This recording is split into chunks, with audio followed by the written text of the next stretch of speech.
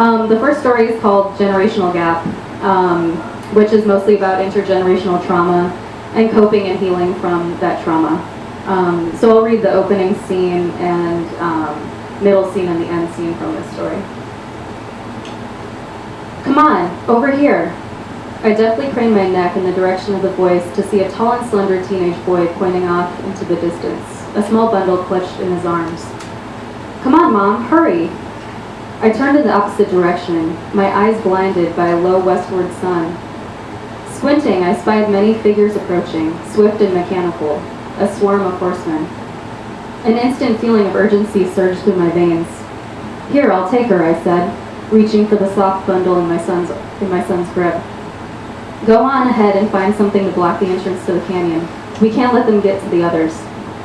My son ran ahead, his long legs outstretched over dry earth. The severity of our situation sunk in with the weight of this beautiful child, my child, cradled in my arms. But I must wait here. There will surely be more coming, more whom we cannot leave behind. I waited, watching the horde of hooves and legs creep closer. I peered into the face of my daughter and defiantly glared back up at the moving mass of limbs. Mom, I found some things and set them near the path. We have to go now. This is it, no more are coming. No, we can't just leave yet. Shema, he caught my attention. They are dead and we will end up like them if we don't go now. I gazed into his deep brown eyes, pools of love and bravery despite his harsh tone. My heart sank as I gave in to my son's pleas. We turned to sprint toward the canyon's entrance. As we did, a loud blast rang out in the distance, and a small, speedy glint of metal shot through the air. My son collapsed, and I shifted my bundle and bent down to help him to his feet. He wouldn't move. I shook his body, trying to get him to display any sign of life. I finally discovered the blood spreading through his jet black hair. Dark red ooze spilled down his neck in little streams and collected around his head. The dry dirt thirstily absorbed the blood of my son. Touching his head, his wound, his blood, a cry that began in my belly and rose to my heart and through my throat escaped out my lips. I turned toward his murderers and hatred flooded my body. More gunshots fired out and bullets rained down around me. What cowards shooting at a woman and a newborn child? Watching them edge nearer, I glanced left and right, searching for a means of escape. I peeked over my shoulder, a breeze hitting the back of my ear. Come here, the lure of the canyon. More bullets rang out. I turned to face the mouth of the canyon. I walked up to the ledge, the little bundle in my arms. I can't let them have us. They will not have the satisfaction. I kissed the little face peering out from the blankets. I can't let them have you. Taking a few steps back, I closed my eyes, inhaling deep from my abdomen. I flicked open my eyes and took a running start before throwing myself into the giant hole in the earth. Feeling weightless, I grasped the bundle tighter until the baby let out a gasp, and then black. I opened my eyes to see a beige carpet a couple feet below me. Whoa, I stammered as I kept my balance on the bed. I rolled over to the center, pulling my comforter around my chin. I turned my head to the alarm clock, 1:21 a.m. I can't believe that dream. I'm gonna need something to help me sleep after that one. Still groggy, I navigated my way through the darkness of my apartment. I flicked on the light in the bathroom and winced at its blinding brightness. Opening the cabinet, I reached in and took out a bottle of sleeping pills, popped 2 in my hand and then into my mouth, swallowing them both without water. Pills are so necessary with these type of dreams. I tiptoed my way back to bed so as not to wake any of the other 9-to-5ers in the apartments around me. I snuggled back into bed and reached to scratch a tickle, the legs of a small spider on my right leg. So that's the opening scene. The next scene I'll read, and I'll explain a little bit more about the story, and maybe you get a better understanding too after I read this section, but you might notice after there's kind of a pattern between a dream sequence and then the reality when she wakes up. So this is actually I'm skipping the second section, this is the third. And this is the one that's gonna get me, and you'll know why later. Hello, my $1 million grandchild. I looked up to see my grandfather in front of a very unfamiliar background. a large complex of yellow and green buildings of which we stood in the center. "Hi, Papa, where are we?" I asked. "You know this place. Your grandma and I taught and translated here. Your mom grew up here as a teenager." "Oh, this is Intermountain, huh? Mom's told me very little about this place." He motioned with his hand for me to follow, his hand covered in magnificent turquoise.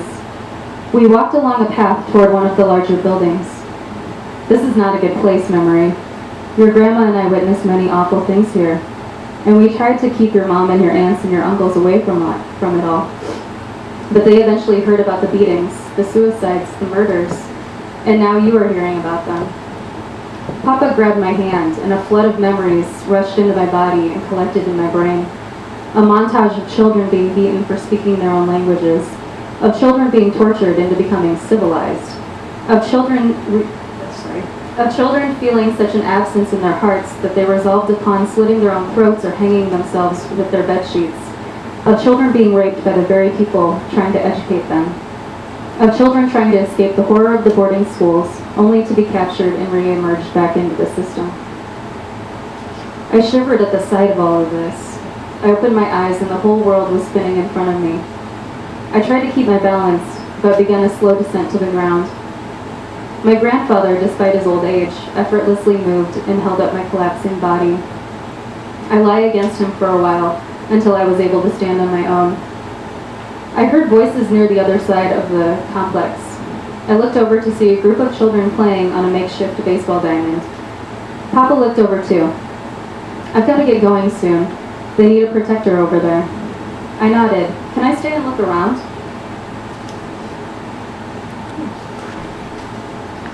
"Yes, but be careful. Those memories are embedded in this place.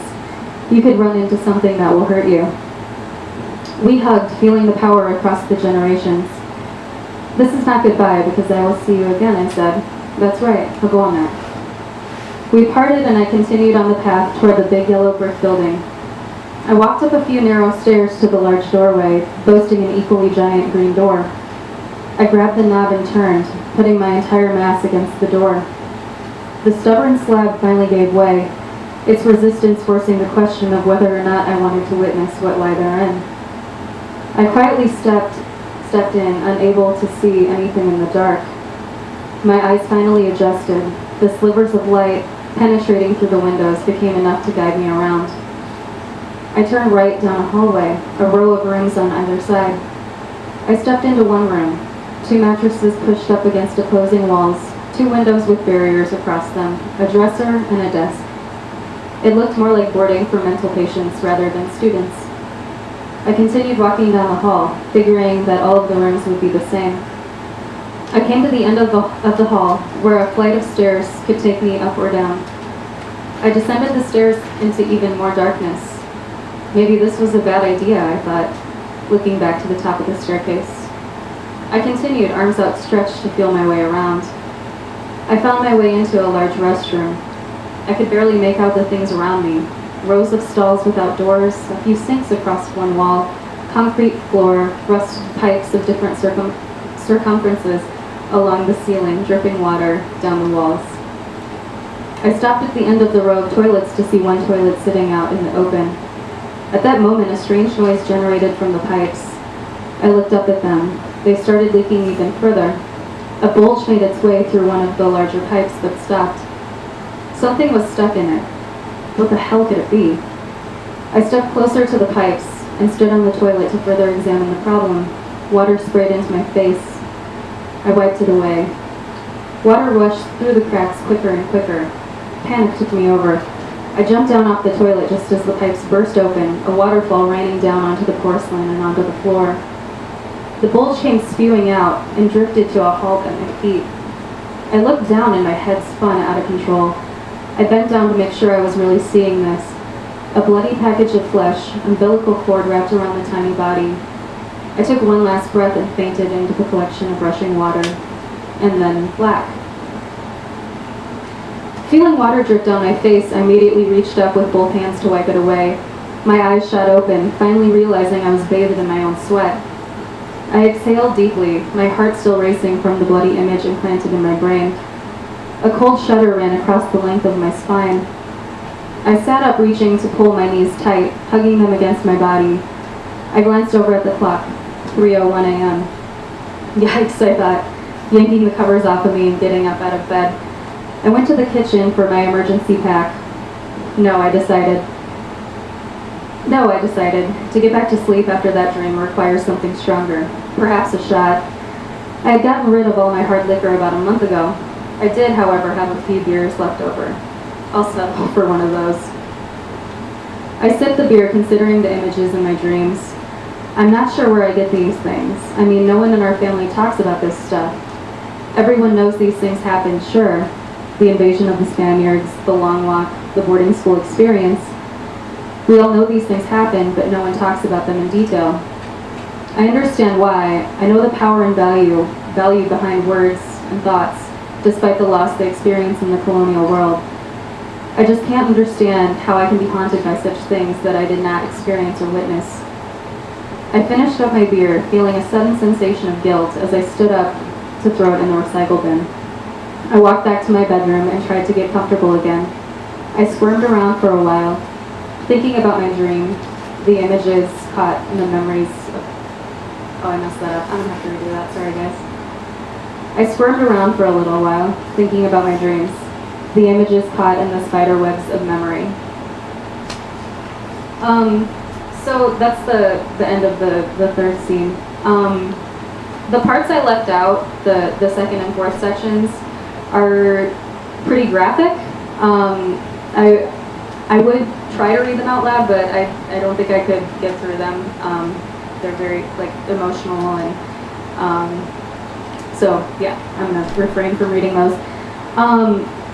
But like I said before, I mean, even rereading these stories was really kind of painful for me to do. The parts that I did leave out, the second scene involves a rape at Fort Sumner, and forced sterilization at a hospital is the fourth scene. So the dream sequences jump back and forth to different parts in Navajo history, different traumatic events that women have experienced. So the narrator in the present day is sorting out this historical trauma of her family. What really inspired the story and why it's kind of personal and it evokes a lot of emotions for me is the boarding school experience scene is what really inspired the story. And it's based on factual things. My grandfather and grandmother were employees at Intermountain Boarding School. And I actually had a dream about that scene is almost exactly what I dreamt. The present day non-dream scenes kind of came about after I had a nightmare where someone was choking me, and I woke up and I had bed sheets wrapped around my neck, which was really kind of scary. But I mean, I tried to the scene sort of correlate the first one. You know, she's jumping off of a cliff in the dream, and then she's about to fall off the bed. You know, when she wakes up. Let's see. And the protagonist, her name is only mentioned one time. It's Memory, and actually that's my cousin's name. So I kind of stole that, but still, it's remembering all of these things. But ultimately, Memory confronts the dreams, and I guess I'll just read the final scene to kind of wrap it up.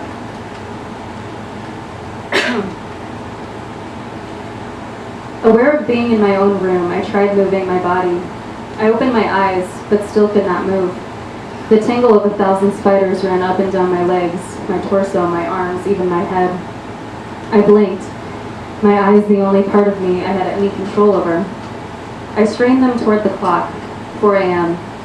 I lie there thinking about all of these dreams, all of these memories of awful things that did not happen to me, feeling the hurt of hundreds of years of trauma. Unable to move, unable to do anything about it. I can't let this continue. I can't let this cycle of unresolved pain go on. No, I will learn as much as possible, remember as much as possible, confront as much as possible, and share with the ones who come after me. I can do something about it. Healing begins here, and it doesn't involve the self-prescribed medicines of the world outside of my bedroom, of the colonial world. The tingle in my body subsided, and with much strength, I was finally able to move my right arm. I reached down and lightly touched my lower abdomen. Healing begins here. I rubbed my belly, inhaling and exhaling deeply. My thoughts circulated around the idea of new life. I fell back asleep, unafraid of the images I would be shown, and unafraid of the heartbreaking stories I would tell in the future.